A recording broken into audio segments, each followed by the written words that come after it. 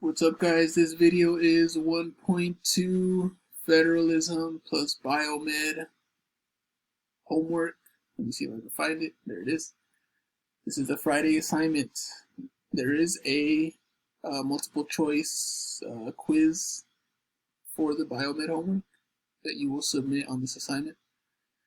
Today, you guys are going to be taking notes on federalism, and you guys will analyze some arguments for and against federalism. You're going to take notes and then read two documents. I will read them along with you, and you're going to compare and contrast some arguments about federalism. The video is the one that you are watching right now, so let us get started. I'll talk about the biomed stuff during class and during live. The notes that you should be titling the new set for today is 1.2 Federalism. The warm-up is a little bit of a refresher from the first 1.1 notes. In at least 2 sentences, please describe what the major ideas of the U.S. government are. Which one do you think is the most important idea? So list the big ideas of the U.S. government from 1.1, and which one do you think is the most important one? You could just give me a quick little reason why. So it should be from 2 to 3 sentences. You can pause right here. I'm moving on to the next slide. Maybe you put popular sovereignty or republicanism. Those were some of the big ideas of the U.S. government. So today's notes is federalism. You may have heard this term in U.S. history, but federalism is the idea that the United States government is 2 parts: the national government and the state government. The national being the United States government, right? The feds is what they like to say. And then the state governments being like the state of California, the state of Texas, the state of Arizona, California has its own government. The United States also has a national government. So federalism is also kind of what started the American two-party system. Today, the two-party system is Democrats and Republicans, right? But when the two-party system began, it was the Federalists and the Anti-Federalists. The Federalists were mostly led by Alexander Hamilton. You might be very familiar with this name, right? Because of the famous play called Hamilton based on this guy. Pretty good. If you like the soundtrack, it's pretty entertaining, pretty historical. It is on Disney Plus if you want to watch it. It's about like 3 hours long, I think. And then you have the Anti-Federalists, who were led by Thomas Jefferson, another one of the founding fathers. If you kind of remember from U.S. history, the Federalists were people that supported a strong national government. These were the people that they were wealthy, they were business owners, they owned land, they were educated. Think of the hoity-toity type of people that have a lot of wealth. These were people that preferred a strong United States government, as opposed to the Anti-Federalists, who are mostly made up of laborers and farmers, so kind of like the common man that didn't really own a lot of stuff. Maybe they just owned a farm or they owned a house, They just had a regular 9-to-5 job. Those were kind of what made up Anti-Federalists, the people that wanted to have strong state governments instead of a strong national government. They wanted, Maryland or Virginia, the state governments, to have more power. Make sure you finish all of these notes just to kind of differentiate the two early American parties, Federalists and Anti-Federalists. So James Madison, who was another founding father, he wrote a bunch of essays. You know, back then there wasn't video games, there wasn't TV, there wasn't internet. A lot of people spent their time reading and writing. And these founding fathers would always put their arguments out into essays. And one famous essay by James Madison is called Federalist Number 10. And in this essay, he kind of talks about the benefits of a strong national government, controlling the mischiefs of faction. They are able to control little groups that go crazy. They are able to delegate authority, meaning they know who to pick under them to manage certain things. So we're going to read the Federalist number 10 in a little bit. Think of Federalist number 10 as a pro-national government essay. It prefers a strong U.S. government. As you can tell from the title that it's Federalist number 10, there is about 85 Federalist papers. We're only going to focus on number 10 though. James Madison was the author, but he went under a, I forgot what you call it, like an alias, a pen name called Publius. They wrote this for the people of the state of New York so that they could kind of try to convince them to prefer a strong national government and to encourage the ratification of the Constitution. So right now, in AP GoPo, we are in the stage where, yes, we won the Revolutionary War, we're free, now we have to form a government. We have to form the government for our new independent country, and that's where you have disagreements between the founding fathers, because everyone has a different idea of how they want the government to run. And it kind of coagulates into these two groups, right? The Federalists and Anti-Federalists. Before we begin reading the documents, here's some reading strategies that we're going to try to focus on. You know, when we read these documents, we're going to try to understand the author's claims, what their perspective is, what evidence and reasoning are they using, and you know, we're going to try to explain how the author argues their ideas. We're going to read examples of the different forms of government, right? So right now, the Federalists will be kind of more of like an elite form of government. All right. Highlight relevant words and passages that support the author's claims. So the first thing we're going to do is read Federalist number 10, and then we're going to read Brutus number 1, and we're going to kind of compare and contrast. There's no need to read the page there. Alright, so there's two ways that you can read it. You can just click on this link and read it yourself. If you want to do like a hard mode version of this reading. Here it is right here, Federalist number 10. Or you can read it along with me. But before you do so, I want you to draw a box that looks kind of like this. So kind of, you're going to make 2 rows with 3 boxes in each row. Let me see if I'm able to, so it's going to look kind of like,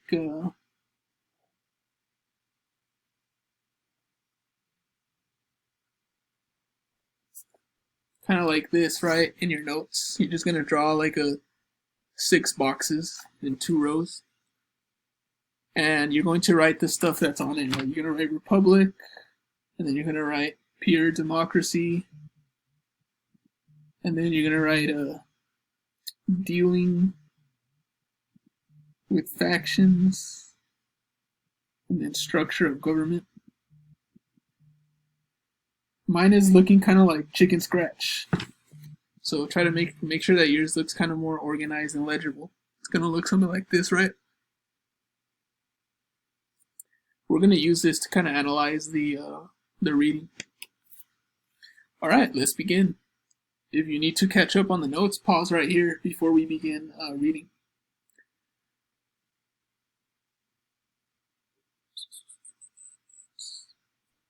All right, Federalist number 10.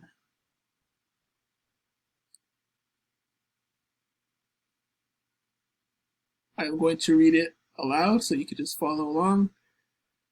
Federalist number 10, published in 1787, so a little over 10 years after the Revolutionary War. To the people of the state of New York, among the numerous advantages promised by a well-constructed union, none deserves to be more accurately developed than its tendency to break and control the violence of faction. What this sentence is basically saying is that he's already telling you from the get-go, the reason we need a strong United States government, aka a well-constructed union, is so that we can control the violence of faction. Control the violence of faction means that we are able to control groups of people that start becoming, violent or crazy, or they start messing things up, Think of like dangerous protests or something like that. The friend of popular governments never finds himself so much alarmed for their character and fate as when he contemplates their propensity to this dangerous vice. By a faction, I understand a number of citizens, whether amounting to a majority or a minority of the whole, who are united and actuated by some common impulse of passion or of interest, adverse to the rights of other citizens, or to the permanent and aggregate interests of the community. So that paragraph, the second one, he's basically describing what a faction is. And it's basically a group of people, either a majority, a huge group of people, or a minority, a tiny group of people, that have a common idea or goal or purpose. You can kind of say that maybe Black Lives Matter would kind of fit James Madison's description of a faction, because Black Lives Matter has a united goal and interest, So that's kind of like what he means by factions. And even right here on the teacher version, it kind of describes it for you. Let's look at the discussion questions kind of over here. What danger does Madison say factions present to other citizens that may not be part of the faction? So Madison uses the word violence, right, to describe factions. He claims that factions are united by a cause that is opposed to the rights of other citizens. Therefore, Madison sees factions as opposed to the rights of others, and that can cause problems. Let's move on. The effect of the first difference is, on the one hand, to refine and enlarge the public views by passing them through the medium of a chosen body of citizens whose wisdom may best discern the true interest of their country and whose patriotism and love of justice will be least likely to sacrifice it to temporary or partial considerations. So that sentence is basically saying that it's better to have a strong national government where we can choose educated people to decide things for us. Because if we choose people who are wise and have the best interests of their country, who love justice and are patriotic, it will be less likely to sacrifice temporary or partial considerations. So he's talking about the republic, right? It's better if we get to choose educated, elite is what they say, right? People that know what they're doing to make decisions. Under such a regulation, it may well happen that the public voice, pronounced by the representatives of the people, will be more consonant to the public good than if pronounced by the people themselves. So he's saying that if we choose people to represent us that are educated and wise, they are more likely to represent the greater group of people and protect everybody. Because right here it says, then if pronounced by the people themselves, because if it was the other way around, where every single person has a vote to decide, what laws get passed or what gets decided, it could cause like a mob rule. If there's a majority group and there's no one representing them, they could pretty much just decide what to do, and that might be bad for minority groups. Let's see. Men of factious tempers, of local prejudices, of sinister designs, may, by intrigue, by corruption, or by other means, first obtain the suffrages and then betray the interests of the people. The question resulting is whether small or extensive republics are more favorable to the election of proper guardians of the public weal, and it is clearly decided in favor of the latter by two obvious considerations. Let's look at the discussion question on the right. How is what Madison describes on this page evident in the structure of the government? Students should connect Madison's thoughts here to the structure of the House of Representatives. We aren't going to cover the House of Representatives until we get to the branches of government, but those are the lawmakers, right? The legislators. Think of Bernie Sanders, Alexandria Ocasio-Cortez. Those are lawmakers. Those are members of Congress. Bernie is a senator, but AOC is a representative. So we elect our representatives based on population in the House. So, California has a lot of representatives in the House because it's a huge state compared to like Idaho, which has a small population and doesn't have as many representatives. If what I'm saying right now doesn't gel with you, if you don't really understand what I'm saying, don't feel bad because we haven't got to this part yet. We are a republic over a large country, and so Madison is saying that, we should have people that represent us in government, and it should be proportional to the population. So as the population grows, we pick more representatives so that there's plenty of people to represent us. And this is all in favor of a strong national government. In the first place, it is to be remarked that, however small the republic may be, the representatives must be raised to a certain number in order to guard against the cabals of the few, and that however large it may be, they must be limited to a certain number in order to guard against the confusion of a multitude. Hence, the number of representatives in the two cases not being in proportion to that of the two constituents, and being proportionally greater in the small republic. It follows that if the proportion of fit characters be not less than in the large than in the small republic, the former will present a greater option, and consequently a greater probability of a fit choice. This is just a repetition of what I just said. As the people grow, we'll have more representatives, and with more representatives, they're able to know what we want in terms of laws and stuff.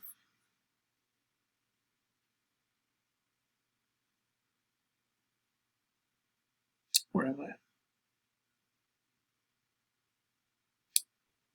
In the next place, as each representative will be chosen by a greater number of citizens in the large than in the small republic, it will be more difficult for unworthy candidates to practice with success the vicious arts by which elections are too often carried. And the suffrages of the people, being more free, will be more likely to center in men who possess the most attractive merit and the most diffusive and established characters. So in this paragraph, he's kind of saying that if we elect representatives, it's going to be hard for them to be corrupt and do bad things because we chose them. And if we don't like what they did, we could just kick them out and choose someone else when the next election comes around. And he kind of says that with the larger population, there will be more candidates that are more worthy and moral, not unworthy of corrupt winning elections. It must be confessed that in this, as in most other cases, there is a mean on both sides of which inconveniences will be found to lie. By enlarging too much the number of electors, you render the representatives too little acquainted with their local circumstances and lesser interests. As by reducing it too much, you render him unduly attached to these, and too little fit to comprehend and pursue great and national objects. The federal constitution forms a happy combination in this respect. The great and aggregate interests being referred to the national, the local, and particular to the state legislature.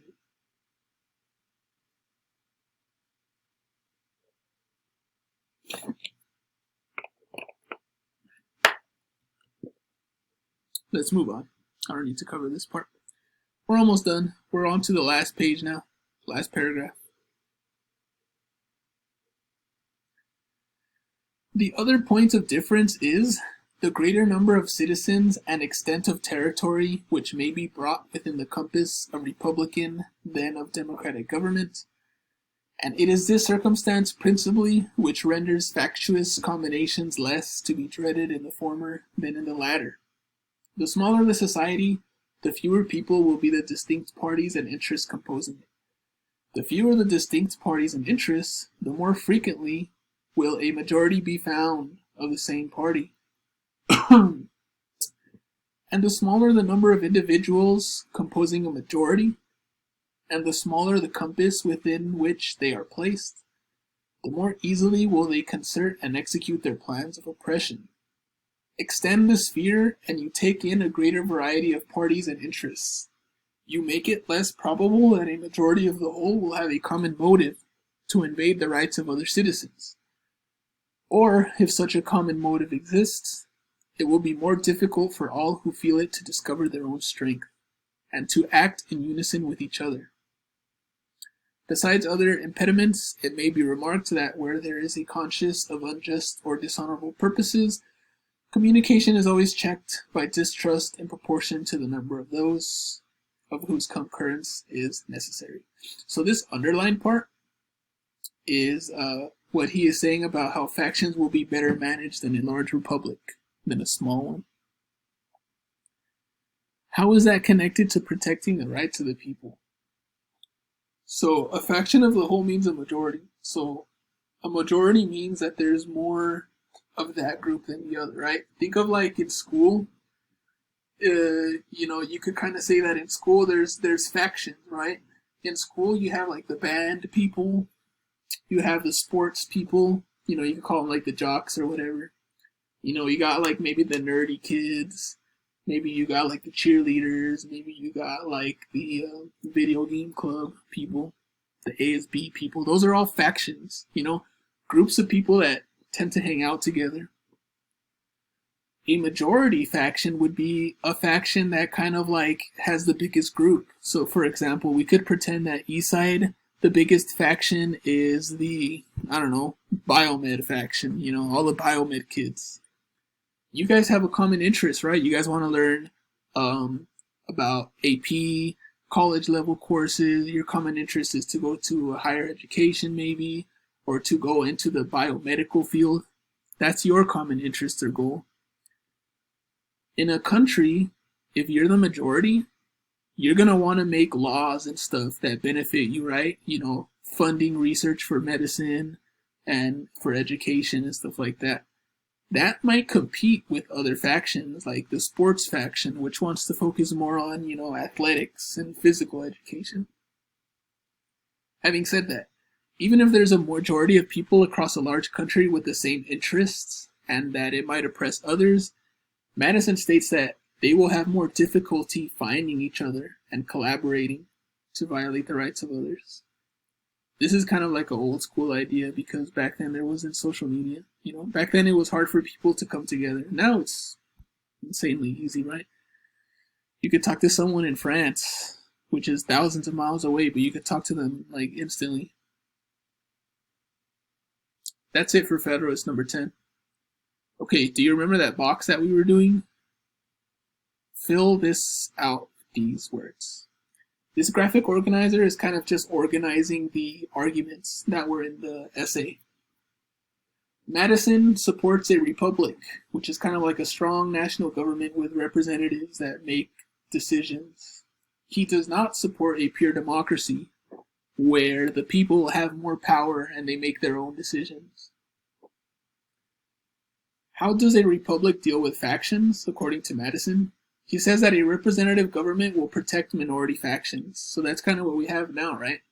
Sometimes congressmen pass laws to protect minorities, like the DREAM Act, There's a lot of illegal immigrants in the United States that are going to school and maybe want to go to college.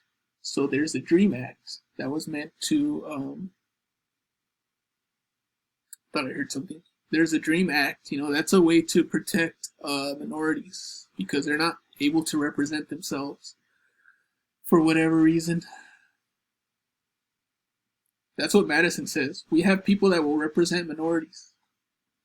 In a pure democracy, Madison says that a large faction will overwhelm a smaller one. If we leave it to the people to run the government, they probably won't care about illegal immigrants. They'll probably just say, like, you guys are not even supposed to be here. You know, why are we going to help you succeed in a country that you're not a part of? You know, that's an example. I'm not saying that's going to happen, but that's what Madison is arguing. If we rely on the people, it's probably going to go cray-cray. If we rely on representatives that we choose that are educated, they can probably represent minorities better. How does the structure of government play into the two types of governments? In a republic, the government is a representative government, and it can grow as the population grows. Right now, we have 435 congressmen, not congressmen, but House of Representatives, and 100 senators. Back then, when the country started, there was not 435 House reps or 100 senators. There was way less because there was less states and less people. So Madison is saying that over time, as the population grows, so will the amount of representatives, so that it could be even. In a pure democracy, the government would be overwhelmed and unable to operate because there's just going to be way too many people calling the shots. You know, you ever been hanging out with your friends and you guys are trying to figure out what to do, and everybody has a different idea of what they want to do, and it's just going to be like discussing and arguing all the time. So that's what he's saying. There's no order. There's no organization.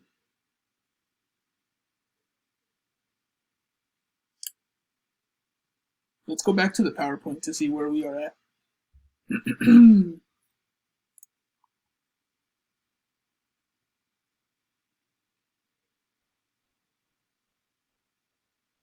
We're going to continue with the notes.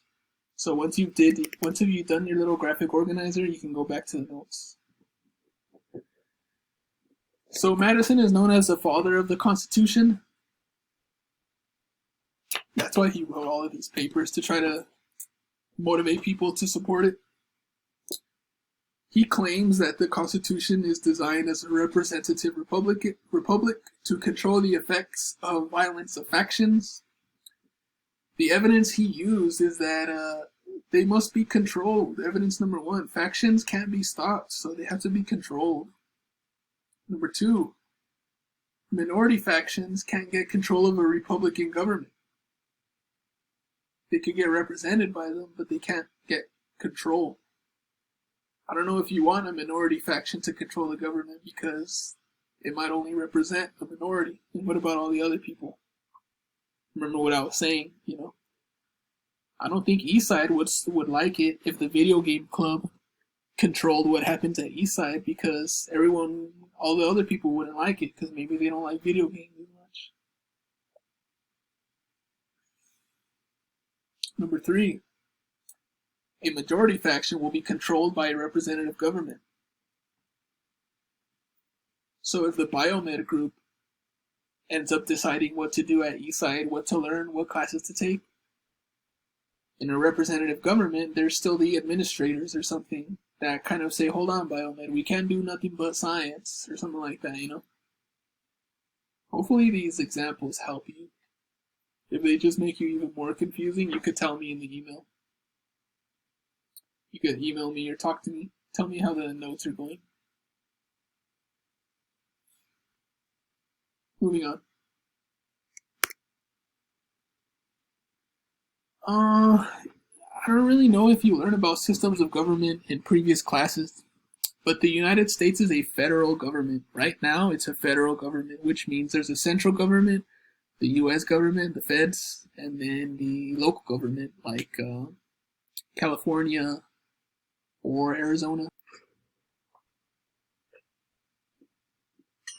And then you have other types of government, like Confederate government and unitary government, stuff like that. But the U.S. government is federal. There's two parts to the government.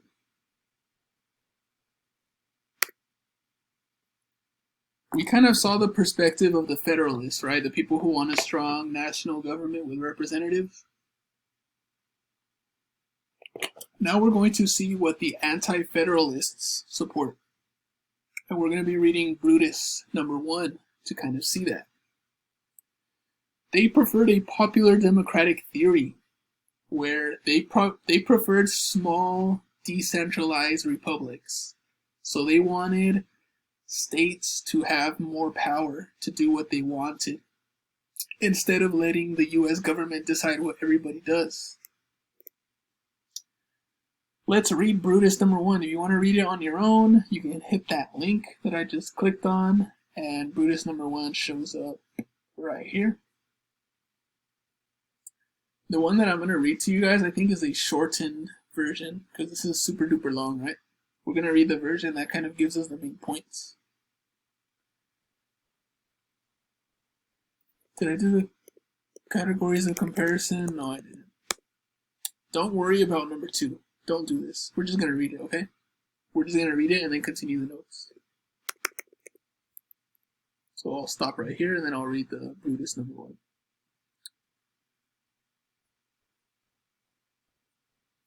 Alright, here we are. Brutus #1. This is the last foundational document for the week.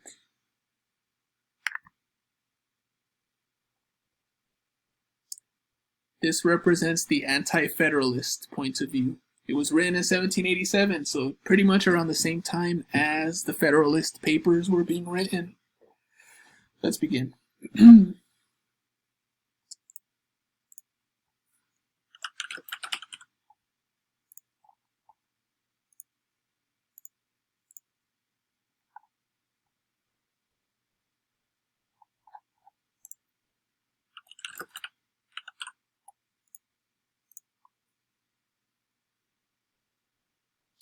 When the public is called to investigate and decide upon a question in which not only the present members of the community are deeply interested, but upon which the happiness and misery of generations yet unborn is in great measure suspended, the benevolent mind cannot help feeling itself peculiarly interested in the results. Many instances can be produced in which the people have voluntarily increased the powers of their rulers, but few, if any, in which rulers have willingly abridged their authority. This is a sufficient reason to induce you to be careful in the first instance how you deposit the powers of government. So he's kind of saying that there's a lot of times where we give power to people to represent us, but they never give that power up. We have to be concerned about whether the people that represent us are going to abuse their power. There have been many cases in which the people have allowed government to increase its power, while there are few cases in which the rulers have decreased their power. This should be enough concern for you to think about who should have the power.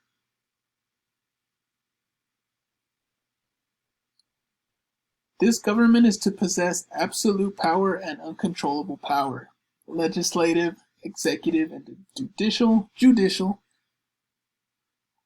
with respect to every object to which it extends. So the writer of Brutus is saying that the people who want this constitution to be ratified, they want to give all of the power to the United States government and very little power to the states.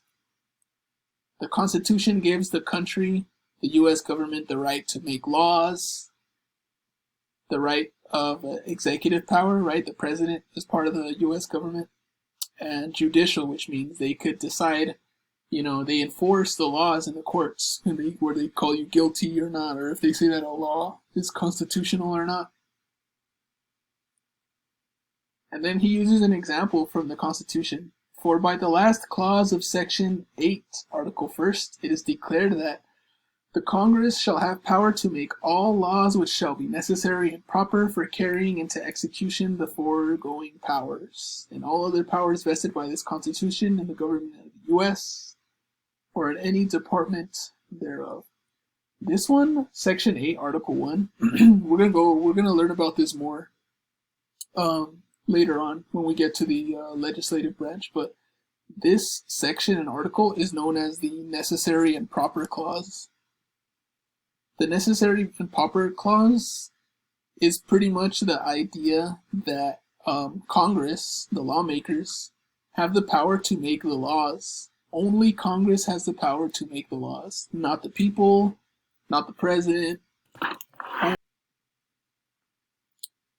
So he's kind of just saying that, you know, if we're giving all the power to this Congress, what's to stop them from passing laws that are bad for the people? Let's keep moving forward. I'll probably skip some parts.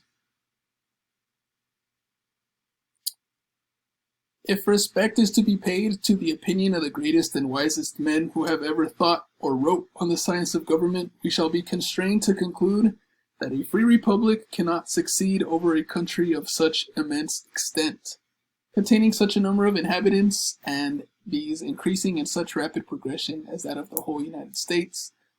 Among the many illustrious authorities which might be produced to this point, I shall content myself with quoting only two. The one is with Baron de Montesquieu. It is natural to a republic to have only a small territory, otherwise it cannot long subsist. In a large republic there are men of large fortunes, and consequently of less moderation. There are trusts too great to be placed in any single subject. He has interests of his own. He soon begins to think that he may be happy, great and glorious, by oppressing his fellow citizens, and that he may raise himself to grandeur and the ruins of his country. In a large republic, the public good is sacrificed to 1,000 views. It is subordinate to exceptions and depends on accidents. In a small one, the interest of the public is easier perceived, better understood, and more within the reach of every citizen. Abuses are of less extent, and of course are less protected. Of the same opinion as the Marquis Barrari. That kind of circle is describing what the great thinkers like Montesquieu think about a republic governing a small and a large area. So, kind of giving another argument for having a popular democracy with the people. If it's a huge country, a republican government doesn't work, according to them. A republic over a large territory cannot last, and the U.S. is a large territory. So he's saying that we should kind of give states more power because they focus on a less group of people. These are arguments that are for, strong state government. There's pros to that. If you're governing a smaller group of people, it's easier to represent their interests because, it's a small group of people. If you're running a huge government, you got to represent everybody. Think of the USA Today. There's different kinds of people all over the country, and they all have different ideas. We live in California, so we all share similar political ideas, but people in the South don't feel that way. People in the Midwest don't feel that way. So he's arguing that if all of these states had their own more power, we would be happier because we feel more represented.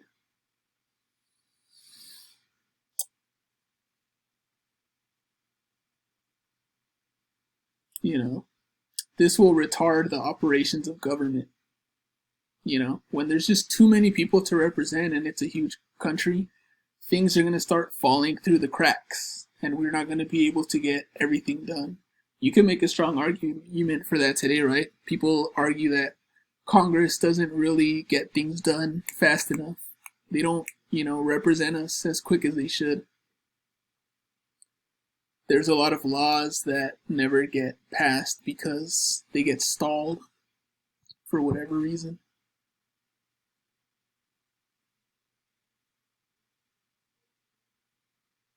And all of these circled areas pretty much support the claim up here that I was just saying.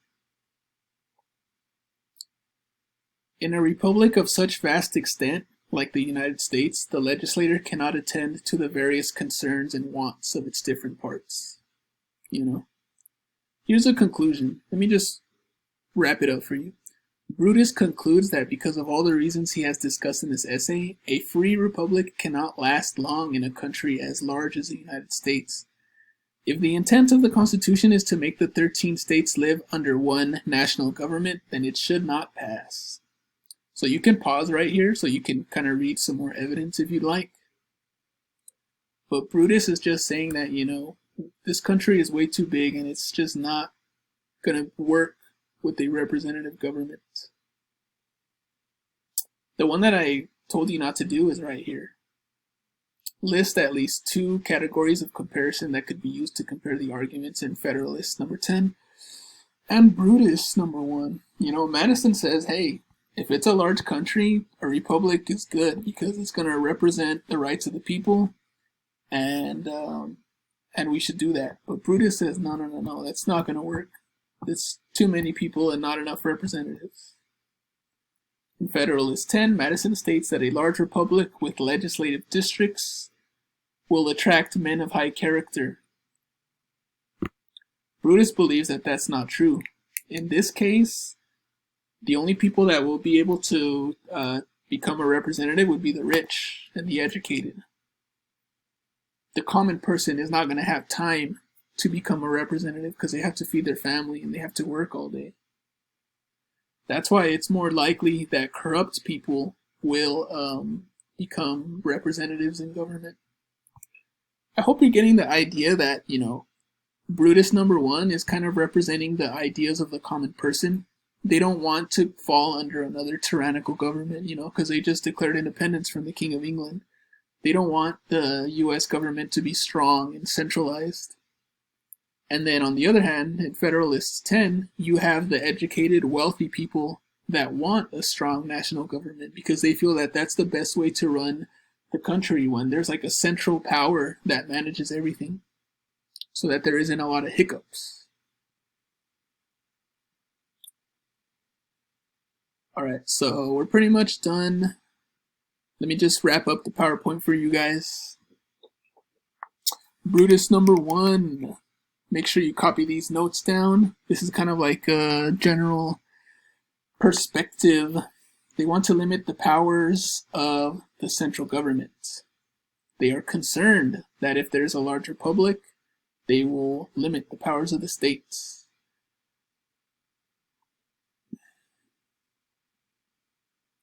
Some evidence that they say, the necessary and proper clause of the Constitution and the Supremacy Clause gives the federal government seemingly limitless power. That could be scary, right? What if the government is run by evil people that are corrupt? They're not going to represent the common person. Evidence number 2, the government's power to tax gives it nearly limitless power. How can we stop that? These people that support, the anti-federalist movement, they just don't want a strong government because they're scared that the people running the government will abuse their power. They want states to have power. They want to have different states to, be able to do what they want because it represents the people more closely. Think of like the California government. The stuff that they do is more representative of us because we are Californians, and they seem to know what we want better than the US government because the US government has 49 other states that they have to worry about. And sometimes when they pass stuff for those states, it might be bad for us. Another claim is that the country is too big to be united under a republic, right? That's what Brutus says. They use quotes from Baron de Montesquieu. They talk about how the Greek and Roman republics were too large and that's why they collapsed. Think about the Roman Empire. This is a pretty long video, so that's why I'm trying to kind of like push through this. The third claim from Brutus is that the people will never trust a republican government so large.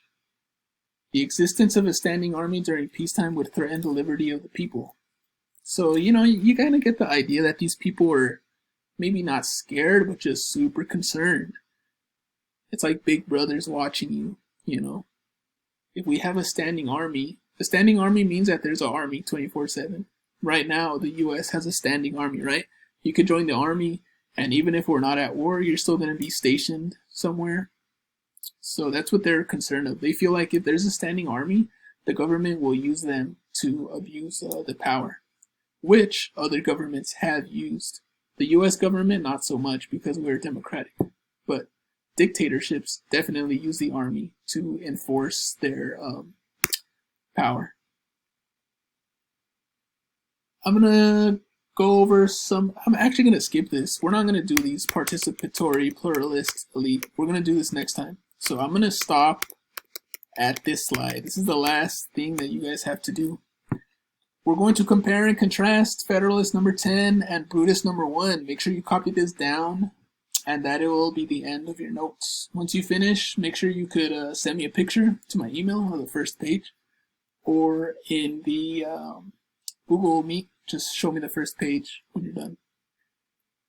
Federalist number 10 favors an elite democracy. They do not trust the majority to rule.